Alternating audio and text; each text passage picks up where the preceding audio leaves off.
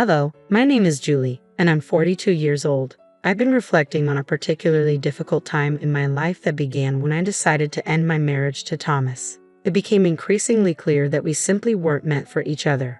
His childish and immature behavior constantly frayed my nerves, and the thought of being tied to him for life felt less like a partnership and more like a sentence. However, the strain in our marriage wasn't entirely due to Thomas. His mother, Martha, played a significant role in my distress from the very beginning. She made it clear that I would never meet her high expectations for her son. Her relentless criticism and subtle undermining eroded my confidence, making me feel like an outsider in my own home.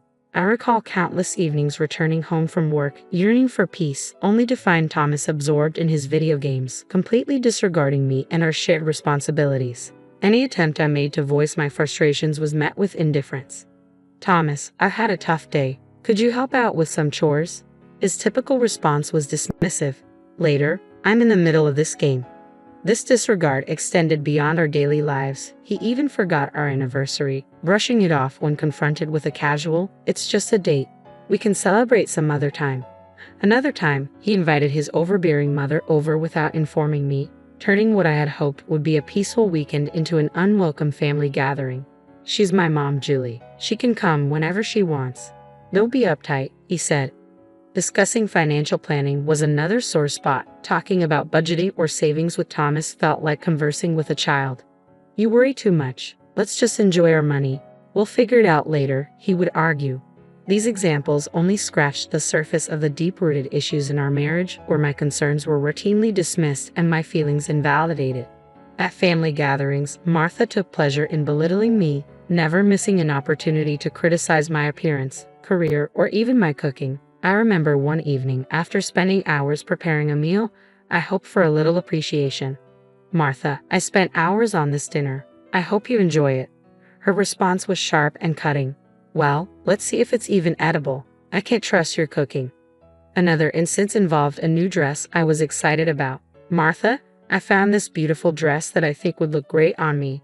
Her reply was equally dismissive. "Oh, sweetie, that dress is far too revealing for someone your age. You don't want to embarrass yourself, do you?" And when I tried to assert my parenting style, she was just as dismissive. "Martha, I would appreciate it if you didn't criticize my parenting decisions." "I know what's best for my children," she retorted. "Clearly, you don't, or you wouldn't be making such foolish choices. Honestly, what is wrong with you?" When I shared my efforts to adopt a healthier lifestyle, hoping for support, she belittled me. "Oh please, you're wasting your time with all that exercise and dieting. You'll never look as good as me." Her justification was blunt. Whenever I asked her to stop making snide remarks about me to others, she responded with, "I'm just telling the truth, dear. People should know what they're dealing with when it comes to you." Martha's constant belittlement and disparaging comments became a relentless source of stress, undermining any positive aspects of my relationship with Thomas. The breaking point came when I realized I deserved more than this toxic dynamic. It was a difficult decision, but I filed for divorce, seeking liberation from the emotional turmoil that had consumed me. In court, I laid bare the irreconcilable differences and the detrimental impact of our marriage on my well-being. As the proceedings concluded, I began to feel the weight lifting. Martha, my ex-mother-in-law, could hardly conceal her pleasure. She leaped up, a twisted smile of victory spreading across her face, reveling in the dissolution of our marriage. Her delight in my supposed defeat was as blatant as it was unsettling. Finally free from the shackles of a troubled marriage, I stood in the courtroom as Martha proclaimed triumphantly that she had won her son back. "I've won. I finally won." Her declaration, soaked in delight, hung heavily in the air, igniting a surge of anger and indignation within me. How could she take pleasure in my pain, celebrating the end of my marriage as if it were her victory? I couldn't hold back my fury. With contempt lacing my voice, I confronted her, exposing the miserable and pathetic person she truly was. Instead of faltering, Martha only laughed, a cold, mocking sound that echoed through the courtroom. It was a cruel soundtrack to the closing of a chapter that had brought me nothing but distress. It served as a stark reminder that some people revel in the downfall of others, their joy twisted by bitterness. But her laughter only fueled my resolve to move beyond the toxicity that had ensued. Walked out of that courtroom, I left behind the ruins of a failed marriage and a toxic relationship, determined to reclaim my life. I vowed to reclaim my life and pursue the happiness that had long eluded me. Martha's mocking joy highlighted the struggles I had endured and the inner strength I had discovered. No longer would I allow the judgments of others or the cruelty of those intent on belittling me to define my worth. I was determined to rise above the bitterness and embrace the freedom that lay ahead. With each step I took, I embarked on a journey of self-discovery and healing, committed to building a life that reflected my true value. The road ahead was uncertain, but I faced it with unwavering resolve. The path to happiness might not be straightforward, yet the struggles and hardships I had faced had forged resilience within me. It was time to leave behind the drama, toxicity, and emotional scars, stepping into a future brimming with hope, self-love, and the promise of brighter tomorrows. Unfortunately, the story doesn't end here. When Martha gloated about her victory, she expected to gain something tangible, something she believed she had finally secured. But fate had other plans. She thought she would inherit a coveted family heirloom, the stunning diamond orchid necklace, a piece with exquisite design passed down through generations and valued at millions due to its rarity and craftsmanship. Whenever Martha saw the necklace, her eyes sparkled with unmistakable greed. Yet, throughout my marriage to Thomas, it remained tantalizingly out of her reach. During our years together, Martha often suggested selling the necklace to fund more practical needs, but each time, I firmly rejected her idea. I explained that the necklace was not only valuable, it held deep sentimental significance as a vital part of my family's legacy. Despite her relentless attempts to sway my decision, I stood resolute in my commitment to keep the necklace within my family. After the divorce was finalized, Martha believed she might somehow benefit from the necklace's value, thinking she could claim a share that would satisfy her materialistic desires. What she didn't know was that I had other plans in mind. A month had passed since the divorce when, unexpectedly, I heard a familiar knock at my door. When I opened it, I found Martha standing there, her face streaked with tears and her voice trembling. "Julie, please, I need to talk to you," she pleaded. Despite my mixed feelings, curiosity laced with reluctant sympathy, I stepped aside and let her in from the cold. Once settled in the living room, I encouraged her to share what was on her mind. Through her sobs, Martha struggled to articulate her thoughts, revealing the collapse of her carefully laid plans. "My plan, it failed, Julie. I thought I'd finally have what I wanted, but everything has gone wrong." With a hint of skepticism, I pressed her for details, intrigued by her apparent defeat. "What plan are you talking about, Martha? Why are you so upset?" Taking a deep breath, Martha tried to compose herself. "I thought that after the divorce, Thomas would be entitled to half of the heirloom's value," she confessed. Her scheme had hinged on manipulating her son to secure a piece of my family's treasure, a plan now clearly in ruins. I thought I had triumphed, but then Thomas dropped a bombshell that shattered all my hopes. Curiosity mixed with a dose of satisfaction urged me to lean in closer. "So what did Thomas reveal, Martha? I'm listening." Wiping away her tears, her voice filled with regret and disbelief, she said, "He told me he forgot to mention a prenuptial agreement he signed before we got married. It clearly stated that the heirloom, along with all your money, was completely off limits. I never stood a chance." I couldn't help but burst into laughter, a wave of relief and vindication washing over me. "Oh, Martha, you have no idea how much I anticipated this moment. I knew all along that your manipulative schemes would unravel." Martha's face flushed with a mix of embarrassment and anger. "You knew all along and still let me believe I had won? How could you?" Leaning back in my chair, a sense of triumph radiated from within me as I replied with a satisfied smile, "Oh, Martha, I didn't let you believe anything. You saw what you wanted to see. Blinded by your greed, I knew the truth would eventually come out." As the reality of her folly sank in, Martha's tears shifted to a mix of frustration and regret. She had played her hand, and it had spectacularly failed, leaving her with nothing. "I can't believe you signed that prenup," she said incredulously. "I was hoping to at least get some of your money after the divorce." "Martha, I signed the prenup precisely for situations like this. I anticipated a time when someone might try to take what's rightfully mine. You were never really about being the good wife, were you?" "How could you do this?" she asked, her voice trembling. "This isn't about being the good wife, Martha. It's about protecting myself and my assets from manipulative people like you. I had the foresight to secure my future," I explained, unapologetic.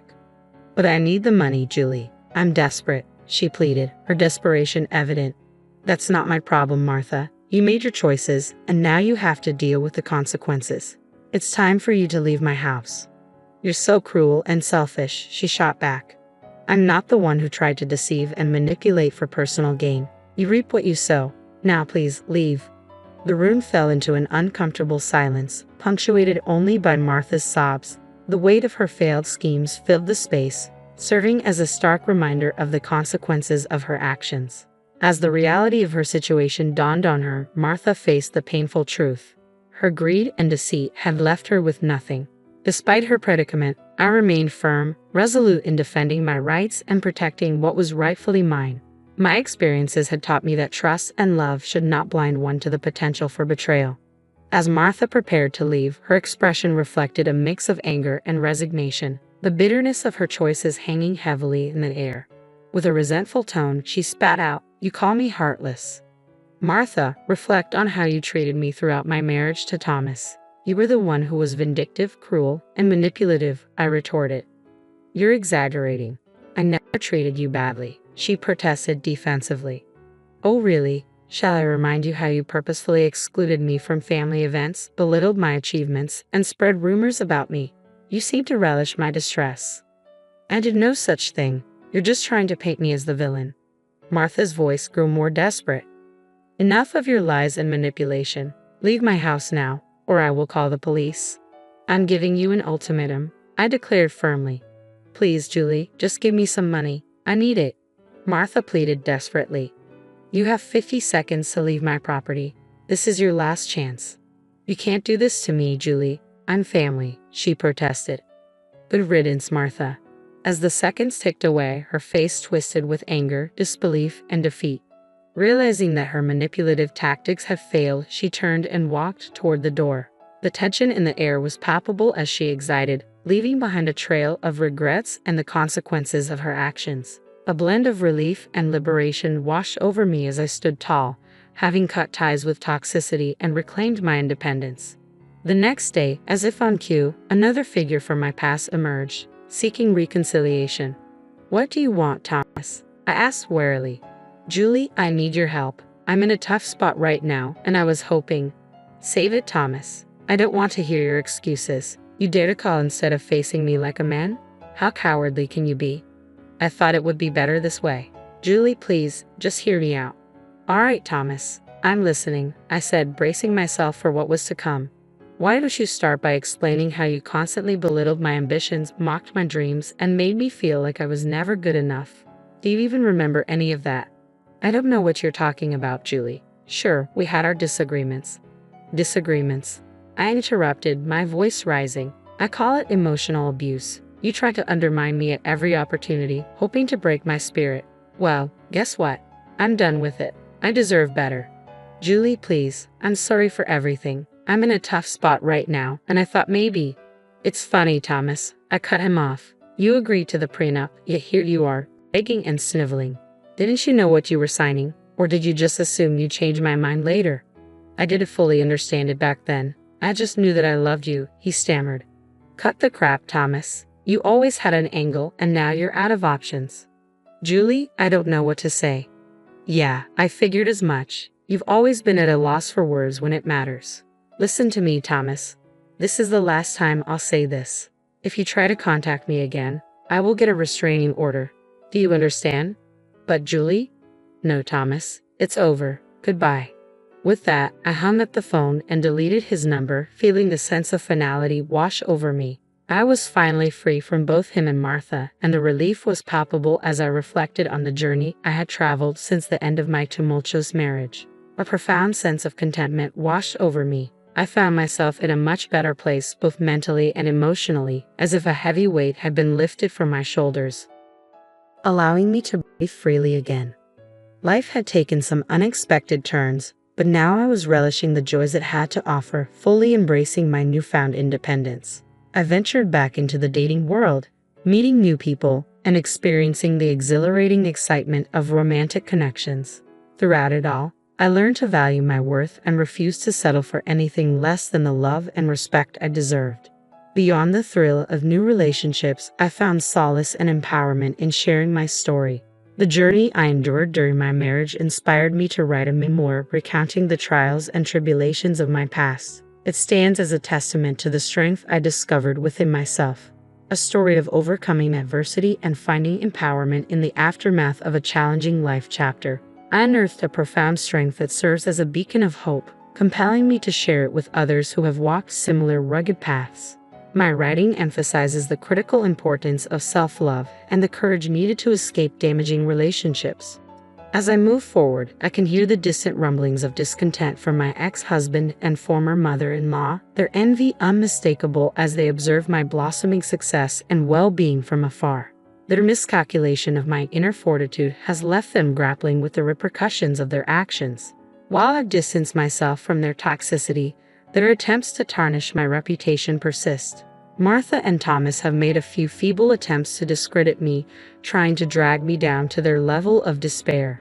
Yet I remain unshaken and undeterred, firm in my resolve to take legal action against their defamatory statements. Their provocations only fuel my determination to see justice served. This new chapter of my life is steeped in gratitude for the resilience I've discovered within and for the solid support system surrounding me. Encircled by friends and family who uplift and inspire me, they cheer on my transformation and motivate me to continue reaching for greater heights. From the ruins of a shattered marriage, I have emerged not only unscathed but fortified, enlightened about my worth and more determined than ever to live freely and fully. This journey, though fraught with challenges, has catapulted me to a realm of self-empowerment and authenticity. My life's narrative is no longer defined by the shadows of pain but illuminated by the triumphs of overcoming and thriving. Having moved past the darkness, I now bask in the light of promising new beginnings. As I pen the ongoing chapters of my life, I approach each page with renewed purpose, seizing the happiness that had previously eluded me. Every word I craft is a step toward reclaiming my voice, my power, and my essence. My quest for revenge was never about stooping to their level, but about ascending beyond it, showcasing the robustness and elegance inherent in my spirit. I am Julie, reborn from adversity, like a phoenix rising from the ashes, ready to soar to unprecedented heights and leaving the remnants of my past far behind in the dust.